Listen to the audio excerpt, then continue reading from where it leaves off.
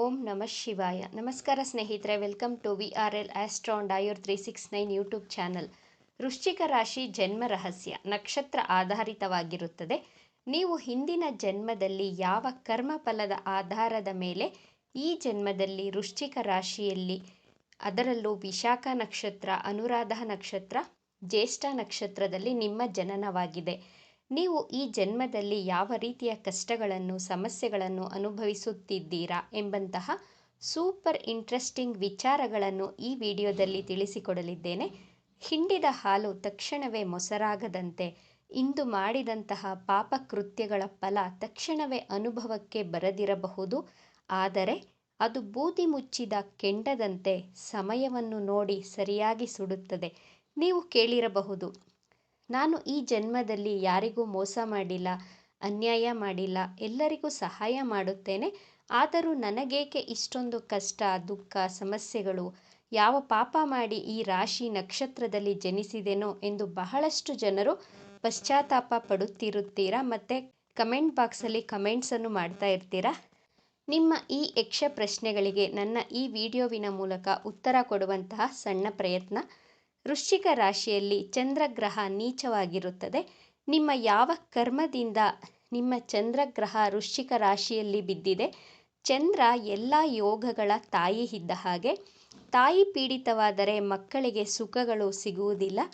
ನೀವು ವಿಶಾಖ ನಕ್ಷತ್ರದಲ್ಲಿ ಹಾಗೂ ಅನುರಾಧ ನಕ್ಷತ್ರದಲ್ಲಿ ಹಾಗೂ ಜ್ಯೇಷ್ಠ ನಕ್ಷತ್ರದಲ್ಲಿ ಜನಿಸಲು ಕಾರಣಗಳು ಹಾಗೂ ಉದ್ದೇಶಗಳ ಬಗ್ಗೆ ನೋಡೋಣ.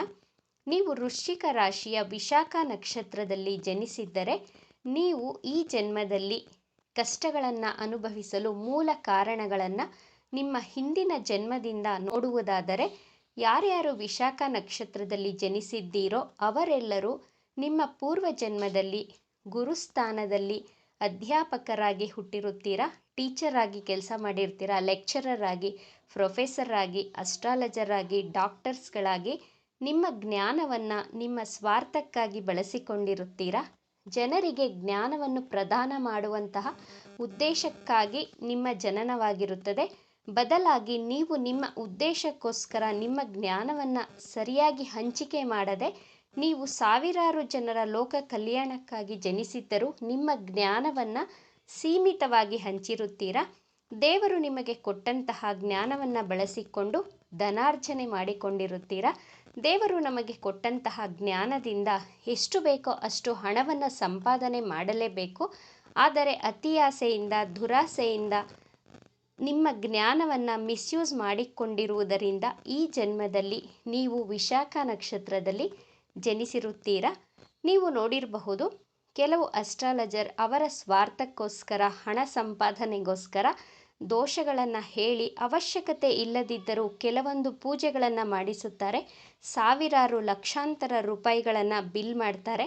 ಆಸ್ಪತ್ರೆಗಳಲ್ಲಿಯೂ ಸಹ ಪ್ರಾಣ ಹೋಗ್ತಾ ಇದ್ರೂ ಕೇರ್ ಮಾಡಲ್ಲ, ಮೊದಲು ಫೀಸ್ ಪೇ ಮಾಡಿ ನಂತರ ಅಡ್ಮಿಟ್ ಮಾಡ್ಕೊಳ್ತೇವೆ ಅಂತಾರೆ. ಇಂತಹ ಪಾಪಗಳನ್ನು ಮಾಡುತ್ತಿದ್ದರೆ ನೀವು ರೆಡಿಯಾಗಬೇಕು ಮುಂದಿನ ಜನ್ಮದಲ್ಲಿ ವಿಶಾಖ ನಕ್ಷತ್ರದಲ್ಲಿ ಜನಿಸಲು. ವಿಶಾಖ ನಕ್ಷತ್ರದಲ್ಲಿ ಜನಿಸಿದವರು ಈ ಜನ್ಮದಲ್ಲಿ ಹಣಕ್ಕೋಸ್ಕರ ಹೋರಾಟ ಮಾಡಬೇಕಾಗುತ್ತೆ. ಹಣದ ಸಮಸ್ಯೆ, ನಿಮ್ಮ ಮಕ್ಕಳ ವಿದ್ಯಾಭ್ಯಾಸದಲ್ಲಿ ತೊಂದರೆಗಳನ್ನು ಅನುಭವಿಸುತ್ತೀರಾ, ನಿಮ್ಮ ಮಕ್ಕಳಿಂದ ನೋವು, ಸಮಸ್ಯೆ, ದುಃಖಗಳನ್ನು ಅನುಭವಿಸುತ್ತೀರಾ, ನಿಮ್ಮ ವಿದ್ಯಾಭ್ಯಾಸದಲ್ಲಿ ಅಡೆತಡೆಗಳು ಬರುತ್ತವೆ. ಆದ್ದರಿಂದ ದೇವರು ನಿಮಗೆ ಕೊಟ್ಟಂತಹ ಜ್ಞಾನವನ್ನು ಸರಿಯಾಗಿ ಸದುಪಯೋಗ ಪಡಿಸಿಕೊಳ್ಳಬೇಕಾಗುತ್ತದೆ. ಎರಡನೆಯದಾಗಿ, ಅನುರಾಧ ನಕ್ಷತ್ರದಲ್ಲಿ ನಿಮ್ಮ ಜನನವಾಗಲು ನಿಮ್ಮ ಹಿಂದಿನ ಜನ್ಮದ ಯಾವ ಕರ್ಮಫಲಗಳು ಕಾರಣ ಅಂತ ನೋಡೋಣ. ನಿಮ್ಮ ಕರ್ಮಗಳೇ ನಿಮ್ಮನ್ನು ಯಾವ ರಾಶಿ, ಯಾವ ನಕ್ಷತ್ರದಲ್ಲಿ ಜನಿಸಬೇಕು ಎಂದು ನಿರ್ಧಾರ ಮಾಡುತ್ತದೆ. ಪೂರ್ವ ಜನ್ಮದಲ್ಲಿ ನೀವು ಆಹಾರ ಪಡಿತರ ವಿಭಾಗದಲ್ಲಿ ಕೆಲಸ ಮಾಡಿರುತ್ತೀರಾ. ಸರ್ಕಾರಿ ಪಡಿತರ ವಿಭಾಗದಲ್ಲಿ ನಿಮ್ಮ ಮೂಲಕ ಆಹಾರ ವಸ್ತುಗಳು ಜನರಿಗೆ ತಲುಪಿಸಬೇಕಾಗಿತ್ತು. ಆದರೆ ನೀವು ಈ ಆಹಾರ ವಸ್ತುಗಳನ್ನು ಬಡವರಿಗೆ, ಅವಶ್ಯಕತೆ ಇರುವವರಿಗೆ ವಿತರಣೆ ಮಾಡಿರದೆ ನಿಮ್ಮ ಸ್ವಾರ್ಥಕ್ಕಾಗಿ, ಹಣದ ಅತಿಯಾಸೆಗಾಗಿ ಅಕ್ಕಿ, ಬೇಳೆ, ಸಕ್ಕರೆಯನ್ನು ಅಳತೆಯಲ್ಲಿ ಕಡಿಮೆ ಕೊಟ್ಟಿರುತ್ತೀರಾ.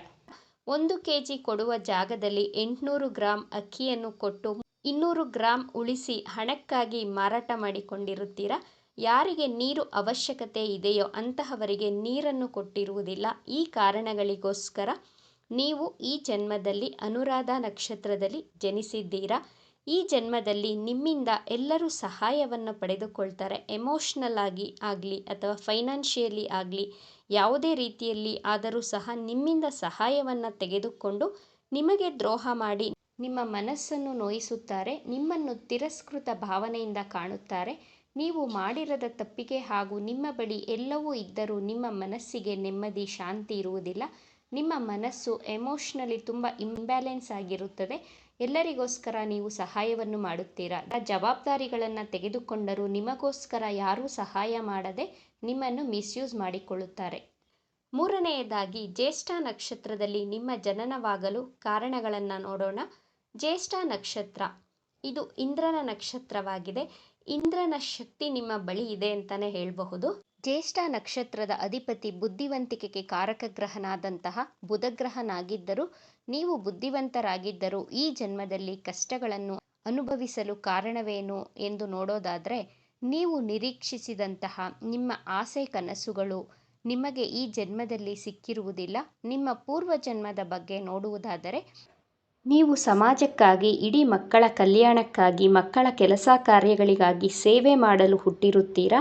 ಹಾಗೂ ನಿಮಗೆ 3 ಜನ ಮಕ್ಕಳಿದ್ದರೆ ಒಬ್ಬರಿಗೆ ಹೆಚ್ಚು ಪ್ರಾಮುಖ್ಯತೆ ಕೊಟ್ಟಿರುತ್ತೀರಾ. ಬೇರೆ ಮಕ್ಕಳನ್ನು ಇಗ್ನೋರ್ ಮಾಡಿರುತ್ತೀರಾ.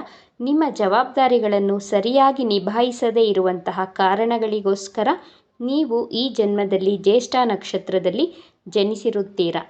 ಈ ಜನ್ಮದಲ್ಲಿ ನಿಮ್ಮ ಕುಟುಂಬದ ಜವಾಬ್ದಾರಿಗಳು ನಿಮ್ಮ ಹೆಗಲಿಗೆ ಬೀಳುತ್ತವೆ. ನೀವು ನಿಮ್ಮ ಕುಟುಂಬದಲ್ಲಿ ದೊಡ್ಡ ಮಗ ಅಥವಾ ದೊಡ್ಡ ಮಗಳಾಗಿ ಹುಟ್ಟಿ ಜವಾಬ್ದಾರಿಗಳನ್ನು ನಿಭಾಯಿಸಬೇಕಾಗುತ್ತದೆ. ಅಥವಾ ನೀವೇ ನಿಮ್ಮ ಕುಟುಂಬದಲ್ಲಿ ಚಿಕ್ಕ ಮಗ ಅಥವಾ ಚಿಕ್ಕ ಮಗಳಾಗಿ ಹುಟ್ಟಿದ್ದರೂ ಜವಾಬ್ದಾರಿಗಳು ನಿಮ್ಮ ಹೆಗಲಿಗೆ ಬೀಳುತ್ತವೆ. ನಿಮ್ಮ ಸ್ನೇಹಿತರು, ನಿಮ್ಮ ಸಂಬಂಧಿಕರು ಅವಶ್ಯಕತೆ ಬಿದ್ದಾಗ, ಅವರಿಗೆ ಒಂದು ಸಮಸ್ಯೆ ಅಂತ ಬಂದಾಗ ನಿಮಗೆ ಕಾಲ್ ಮಾಡ್ತಾರೆ. ನೀವು ಅವರಿಗೆ ಸಹಾಯವನ್ನು ಮಾಡ್ತೀರಾ. ನಿಮ್ಮ ಸಹಾಯವನ್ನು ತೆಗೆದುಕೊಂಡ ಮೇಲೆ ನಿಮಗೆ ಕನಿಷ್ಠ ಒಂದು ಥ್ಯಾಂಕ್ಸ್ ಸಹ ಹೇಳದೆ ನಿಮ್ಮಿಂದ ದೂರ ಆಗುತ್ತಾರೆ. ಕಷ್ಟ ಅಂತ ಹೇಳಿದವರಿಗೆ ನಿಮ್ಮ ಹೆಗಲನ್ನು ಕೊಟ್ಟು ಸಹಾಯ ಮಾಡಿ ನೀವೇ ದುಃಖಿಸುತ್ತೀರಾ. ನಿಮ್ಮ ಮಕ್ಕಳಿಂದ ದುಃಖ ಅನುಭವಿಸಬೇಕಾಗುತ್ತದೆ. ನಿಮ್ಮ ಮಕ್ಕಳು ನಿಮ್ಮ ಮಾತನ್ನು ನಿರಾಕರಿಸುತ್ತಾರೆ. ನಿಮ್ಮ ಮಾತಿಗೆ ಮಾನ್ಯತೆ, ಗೌರವ, ಬೆಲೆ ಕೊಡುವುದಿಲ್ಲ. ಹಾಗೂ ಸಂತಾನಕ್ಕೆ ಸಂಬಂಧಿಸಿದಂತಹ ಸಮಸ್ಯೆಗಳು ನಿಮ್ಮ ಜೀವನದಲ್ಲಿ ಎದುರಿಸಬೇಕಾಗುತ್ತದೆ. ಇವಿಷ್ಟು ವಿಚಾರಗಳು ನಿಮಗೆ ಇಷ್ಟವಾಗಿದೆ ಅಂತ ಭಾವಿಸ್ತಾ ಇದ್ದೇನೆ. ಇಷ್ಟ ಆಗಿದ್ದರೆ ನಮ್ಮ ಚಾನಲನ್ನು ತಪ್ಪದೇ ಸಬ್ಸ್ಕ್ರೈಬ್ ಮಾಡ್ಕೊಳ್ಳಿ. ಈ ವಿಡಿಯೋಗೆ ಒಂದು ಲೈಕ್ ಕೊಡೋದನ್ನು ಮರಿಬೇಡಿ. ಈ ವಿಡಿಯೋವನ್ನು ನಿಮ್ಮ ಫ್ರೆಂಡ್ಸ್ ಆ್ಯಂಡ್ ಫ್ಯಾಮಿಲಿ ಗ್ರೂಪಲ್ಲಿ ಹೆಚ್ಚು ಶೇರ್ ಮಾಡಿ. ನಿಮ್ಮ ಅಭಿಪ್ರಾಯಗಳನ್ನು ತಪ್ಪದೇ ಕಮೆಂಟ್ ಮಾಡಿ. Thank you friends.